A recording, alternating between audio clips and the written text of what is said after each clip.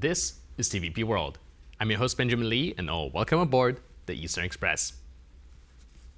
In the Balkans, the most volatile commodity this winter is oil. Two countries, Bulgaria and Serbia, are staring down an energy crisis not because of market forces or cold weather, but because their biggest oil companies are majority owned by Russian state interests and oligarchs now hit by Western sanctions. One refinery is teetering on shutdown. The other is sparking a political fight at the highest level of government. On this episode, we will break down why Russia's grip on Balkan energy is suddenly unraveling and why that matters for fuel prices, domestic politics, and European security. Here's a look at our latest report to find out more. This is the Russia-owned NIS refinery in Serbia. It is the only oil refinery in the country, and its shutdown due to American sanctions on Russian oil is posing a serious threat to the country's energy supply. The Serbian president has given the Russian owner, Gazprom Neft, time to sell their stake in the refinery. Otherwise, the Serbian state would take over operations and put forward a buyout offer. Another alternative is for Washington to approve the operations, but that seems unlikely. We have no indication that America will grant an operating license for the refinery, which, in accordance with the decision of NIS, will cause the refinery to stop operating in the coming days. The Serbian president has been seeking aid from the European Union. Romania and Bulgaria have come up as possible alternatives for energy imports, and other unnamed EU members have also been mentioned. For Russia, the loss of the refinery is a serious blow to Moscow's energy influence abroad. Since this is one of the most common ways for Russia to exert political influence, some observers point out that Serbia may be pushed into Western hands more so than before. The long-demanded sanctions on Russian oil seem to be having a more far-reaching effect than some had expected. And now let's zone in on the east-planning portion of our show. The biggest oil refinery in Bulgaria, located in Burgas, has been one of Russia's most important assets in the Balkans. Yet, as US sanctions on Russian crude have gripped Moscow's economy, the refinery's future remains uncertain. The Burgas refinery has been one of the main ways through which Russia has exacted its influence over the Balkan region. Yet in the wake of the Russian invasion of Ukraine, Bulgaria took several steps to reduce its reliance on Russian energy, despite how lucrative its contracts with the Russians were. Some of the steps that Bulgarian authorities took included banning the export of products made from Russian crude, hiking taxes on the refinery's profits, and denying Russia control over several crucial port assets. After some time, the refinery had stopped production, and Bulgaria is now looking to sell it so it can renew operations without looming sanctions. Azerbaijan's state-owned SOCAR and Turkey's Cengiz Holding are now frontrunners to buy the Burgas refinery, putting forward a joint bid worth some $2 billion. This potential sale is regarded as a geopolitically significant step that would move the refinery away from being a relic of Russian influence to a strategic asset, one that would be connected to the Caspian and Anatolian energy corridors and the West's wider energy security goals. And now, let's take a look at the issue in greater detail. Bulgaria and Serbia, two neighbors with very different relationships to the West, are facing an energy crunch born not of technical failure or market volatility, but of sanctions on Russia's oil giants and the structural entanglement of their own energy sector with Moscow's hydrocarbons. It's a crisis that combines geopolitics, national sovereignty, and the hard reality that Russian ownership of critical infrastructure now carries enormous costs. Let's start with Bulgaria, where the story has been unfolding for months. The Lukoil-owned Burgas refinery is not just the biggest refinery in the country, it's the largest industrial facility in the Bulgarian economy and one of the largest in the Balkans. Since 1999, it has been owned by the Russian oil giant Lukoil, and for years it processed hundreds of thousands of barrels per day, supplying most of Bulgaria's liquid fuels. But a recent decision turned the situation on its head. On October 2025, the US Treasury's Office of Foreign Assets Control expanded sanctions on Russia's oil sector to include Lukoil and Rosneft, effectively cutting these entities off from dollar-based global finance. That move didn't just hit Lukoil's headquarters in Moscow. It put its foreign assets, including Burgas, at risk of losing access to banking and critical supply chains overnight.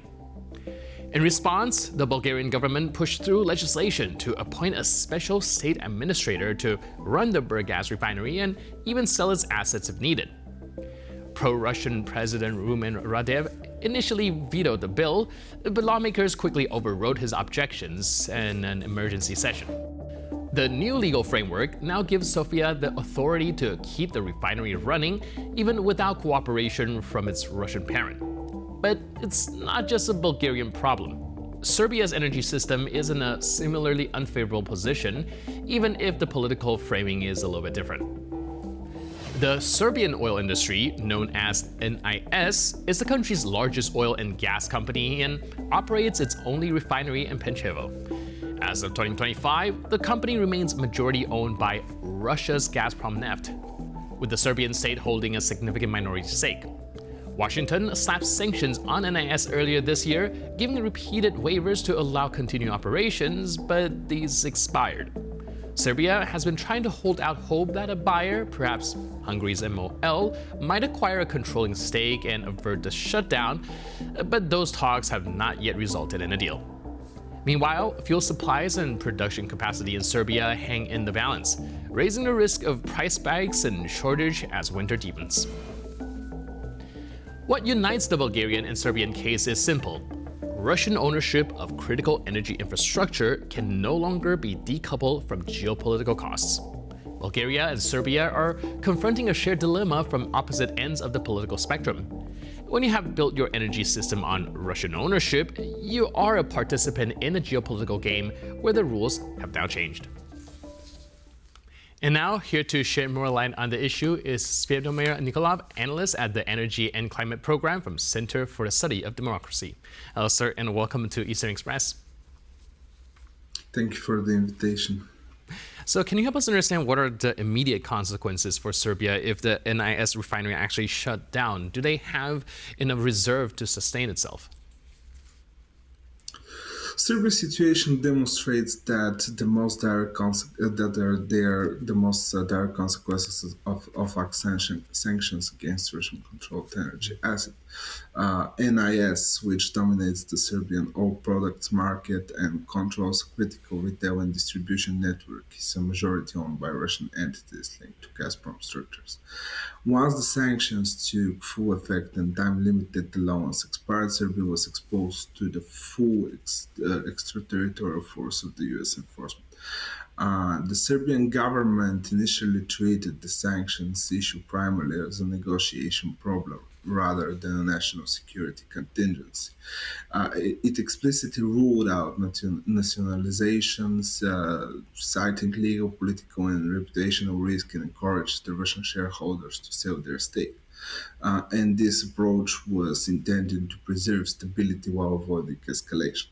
However, by rejecting this option without introducing alternative forms of interim state control, Serbia effectively allowed Russian owners to dominate the timing and the structure of divestment process.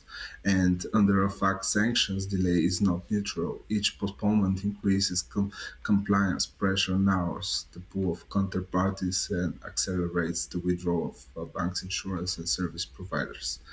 And what's important to say here is that the consequences have been systemic. Sanction-driven disruption has increased reliance on imports, for example, from Hungary, and maybe after changing in legislation in Bulgaria, it's impossible to start importing also from Bulgaria all products, and place pressure on foreign exchange reserves, fueled inflation, and created volatility across the transport, agriculture, and industry in Serbia, because NIS controls a large share of fuel retail and employs a significant workforce. And the impact extends rapidly across the economy and becomes political as well as an economic issue. So basically, that's what's happening. And what's the possible solution for Serbia right now is to try to take the control of the refinery, or to try and find a way to sell this asset, and trying to find new ways to be sure that OFAC is going to give them derogation, and in this case it's possible to change the situation. But if they didn't find a solution, it's going to be a huge problem for the Serbian economy and also for the Serbian petroleum sector. All right, I want to ask you about the solution that you mentioned. We're seeing, wondering whether or not a government takeover of the NIS could alleviate the situation. But do you think that even if they do, this is more of a signal that they're just trying to have a temporary fix? Or do you think that this is actually a broader implication that they are moving away from overdependence of Russia? It depends. There was a confirmed interest from potential buyers. Hungarian's company MOL was among the earliest candidates, and later we know about this company ADNOC from Abu Dhabi emerged as a leading contender, supported by strong bilateral relations. Despite this interest, of course, negotiations repeatedly stalled, and the Russian side showed limited willingness to complete the transaction within a time frame compatible with sanction requirements. Uh, from the perspective of OFAC, it's important to say that Mo, it's a good option, not because Mo it's not in a good and strong relations with Russian companies like, for example, Lukoil, etc. But because of the good relations between the American President Donald Trump and the Hungarian Prime Minister Viktor Orban. So there's not going to be a problem. When we talk about ADNOC or different and other players, Gazprom Neft is going to try to choose a company that is closer to the company, and also it's going to try to still work with Russian oil, uh, which is really important for the company and for its profits. So basically, from this point of view, it's not quite obvious what is going to happen because the Serbian government didn't didn't control. It's not controlling the process. The Russian owners are dominating the timing and the structure of the divestment process, and this is a huge problem for Serbia right now. All right, which brings us to the question, why did Belgrade allow such a level of Russian control over their infrastructure in the first place? I mean, I could understand perhaps geopolitical reasons and pragmatic reasons, but after the year 2014, shouldn't there be some alarm bells there? This is a critical problem for each country in our region in Southern Eastern Europe because this is a typical part of the Kremlin playbook. This is how Russian strategic corruption is working. Basically, what's happening is that different Russian state-owned companies or owned by oligarchs linked to Putin are were trying constantly in the past to buy and to control different strategic assets in different countries. This is the example with NIS, but also with the refinery in Burgas in Bulgaria. This is also the case with different and other assets like Turkstream and different and other uh, projects like, for example, the nuclear power plant in Belene or Paksh or another type of project. This is typical for Russia. Of course, in the case of Serbia, we're talking about negotiations and an informal contract between Serbia and Russia because of the case and the war in Kosovo. This was the history behind the selling this asset to Gazprom Neft. And also we have to know that in Serbia, Gazprom is basically controlling each important company and also asset in the energy sector, but not only that. So this is quite obvious, and it's part of the political influence that this company and Russia is having in our region. And how does Serbia balance their proclaimed aspiration for joining the West while still having these dependencies on be it Russia and China? Do you think that that does risk them being further isolated from the West or more sanctions to come? Of course, but this is also the case with different countries, like, for example, Hungary. When we talk about the Russian influence, it's about each country in our region, like Greece, Bulgaria, Romania. It's everywhere. It's because of a strategic efforts from Russian side to develop a strong economic footprint in the region and to control strategic assets, and controlling strategic assets and having a huge trade share in these countries to influence the government. Also, there's another options like subsidizing different intermediaries or oligarchs or directly the political entities. So this is kind of how to say it, a typical instrument from the Kremlin playbook. So it's quite obvious when you see that your partners and different countries in the region are also part of the EU, but still delivering on the Russian side. Like, for example, with what's happening with Turk Stream and with delaying process of phasing out Russian gas, and what's happening in Hungary, and Bulgaria, and Greece. We are still importing Russian gas, a lot of volumes. So it's quite obvious for Serbia that there's no push for phasing out and trying to deintegrate and decoupling from the Russian interest in the region. Also, there is a lot of historical influence. There's a problem with, we know about the war in Kosovo. There's a huge political problem about this process and the way that Serbia is looking at the EU integration and etc. Right, now, taking a step back, looking at this refinery issue, can we take that as one of those initiatives where the United States is trying to force a Russian divestment from Europe? Yeah, of course, this was happening. The OFAC sanctions are really influential, and we're seeing that this package is one of the most impactful. Sanctioning Lukoil and Rosneft, which are the two biggest companies in Russia selling petroleum products and crude oil directly around the world. It's a huge step for US.